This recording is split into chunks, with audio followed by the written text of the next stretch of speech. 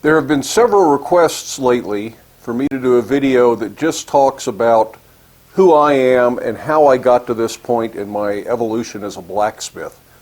And while I feel like I've probably discussed that in previous videos, I probably haven't put it all in a single video, so it's a little bit here and a little bit there. So today I will try to explain more about how I got to where I am in the craft of blacksmithing, what started it all, and where I'm going in blacksmithing, what my hopes for blacksmithing are, and that will touch a little bit about where we're going with the YouTube channel, because that has become a very big part of my blacksmithing career at this point. I suppose it should start with my very first introduction to any kind of forge work, and that was in a junior high school shop class. It wasn't a metal shop class, it was an everything shop class. You did little woodworking projects, you made a little crystal radio, and you made it cold chisel using the forge and the anvil and a hammer. And then you hardened and tempered that cold chisel. Whatever happened to that cold chisel, I have no idea. That was ages and ages ago. And I don't know that that first experience is what made me want to be a blacksmith. But nevertheless, that was the first time I ever struck hot iron with a hammer. And that's kind of where it all starts, I suppose. Then we go forward to high school. I had a high school that had all the shop classes, art classes, swimming classes. I mean, they had great stuff available for electives. And I wasn't much of an academic, so I loved my elective classes. And I found myself taking metal shop on a regular basis. Every time I could as an elective, I took some kind of metal shop class. Oddly, I didn't really like woodworking. I didn't want to take wood shop, I just took metal shop. And in the metal shop, there was a foundry and all the machine tools, and there was a forge. There was a big Johnson gas forge and an anvil and an assortment of hammers and tongs, and an instructor who really didn't know anything about blacksmithing. But at the time, my buddies and I were into climbing and mountaineering, and we were making some simple climbing tools using the mill and the lathe, and we were casting a few things that really can't believe we survived those experiments in making our own climbing tools, because it was sort of a foolish thing to do. But I wanted an ice axe, and I wanted to forge an ice axe. I had seen in an REI catalog the steps used by camp in or out to forge an ice axe. And so I thought that wouldn't be that hard of a thing to do. It's way harder than I thought it would be, and since the instructor didn't really have a blacksmithing background, we were both learning together, and it was really quite an awful ice axe that I finished. I don't think I ever took it climbing, but it would have worked. It would have been suitable. It would have been way too heavy. But that was another step in the evolution of blacksmithing and actually learning some forge work. Again, I don't know that that put the bug in me to say, ooh, I want to be a blacksmith. So now we fast forward several more years. That would have been 1975, 76 that occurred. And in 1984 probably, I was at Fort Sam Houston in San Antonio, Texas. And I was there for a long-term class, and we had weekends off, and didn't always want to go to town or go do stuff, so sometimes you watch television. I discovered the Woodwright Shop, Roy Underhill and the Woodwright Shop. That was some of his earliest years, earliest episodes, and he was doing woodworking with an axe and a froe and mallets and wooden wedges that he made himself and draw knives and all this great stuff. And I thought, now, that's woodworking I can get into. Didn't like woodworking in high school wood shop, but this stuff looked really interesting. Unfortunately, finding tools at that time was very difficult.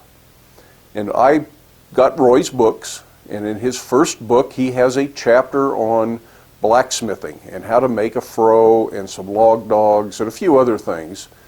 And I thought, ooh, I took metal shop in high school. I did some forge work. Maybe I can do this.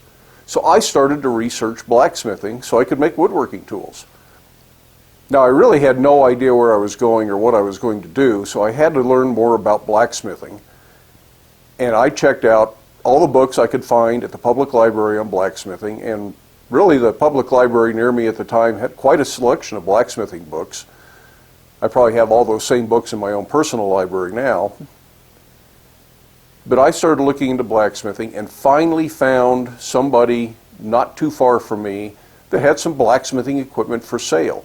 And I bought an old anvil, and I made my first brake drum forge with an old vacuum cleaner blower for the blower and a little rheostat to give it a speed control. I bought bagged coal from the local coal company, and it said blacksmithing coal on it.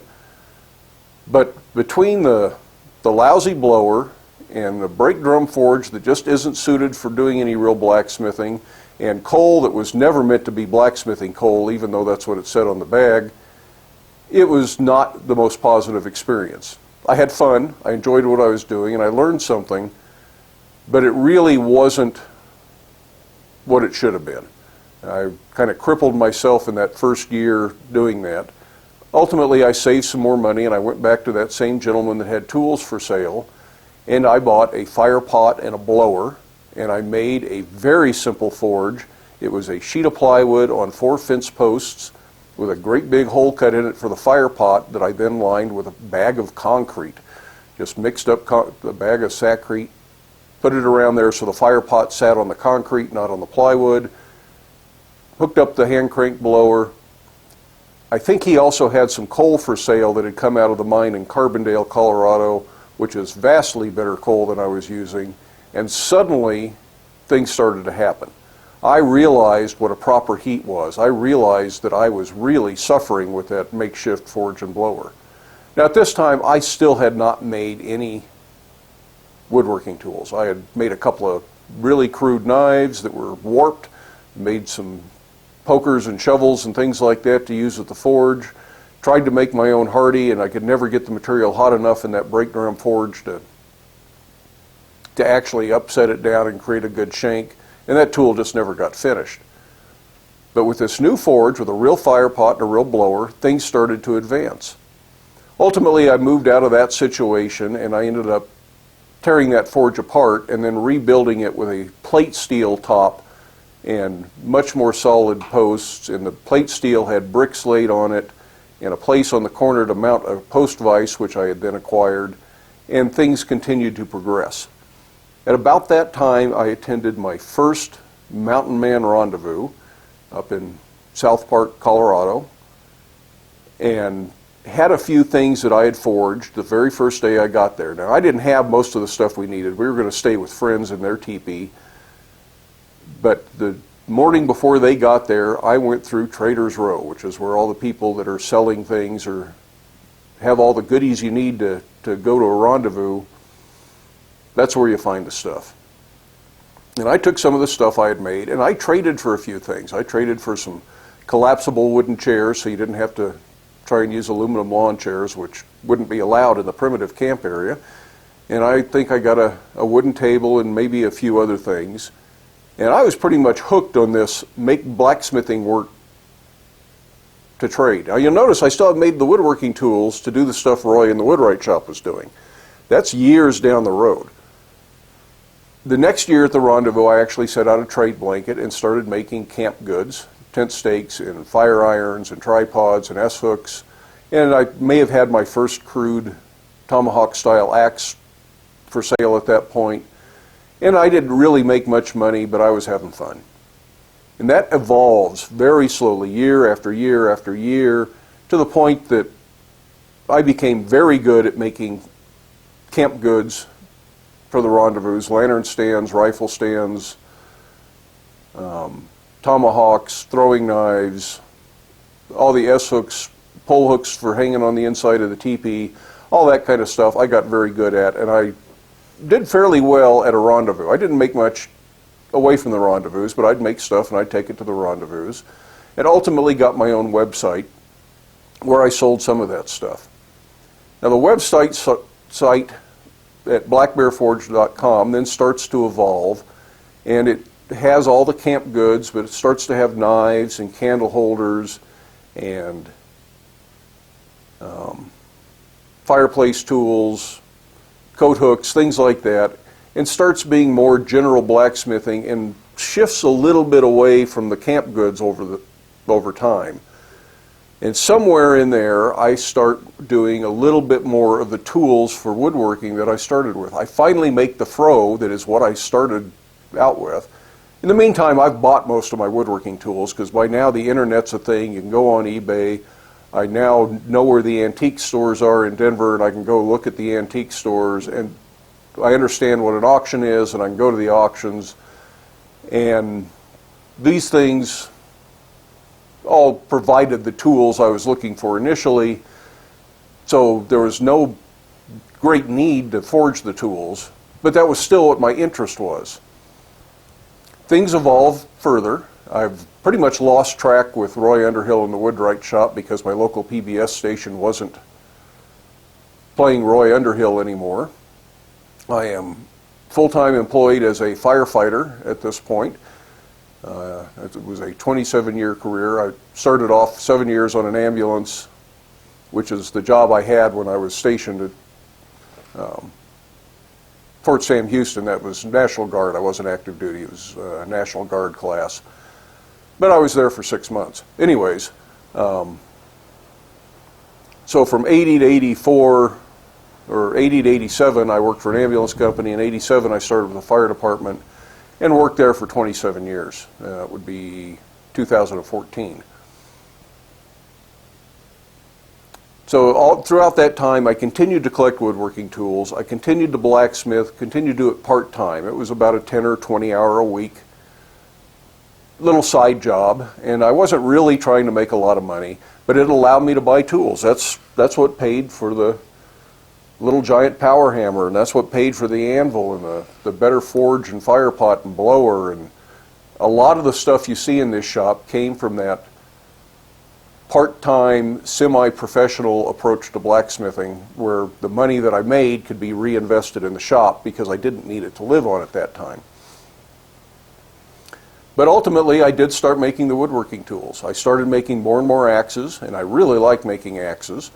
And most of them are geared towards woodworking. They're not battle axes and tomahawks and things like that. They're woodworking tools or camp axes.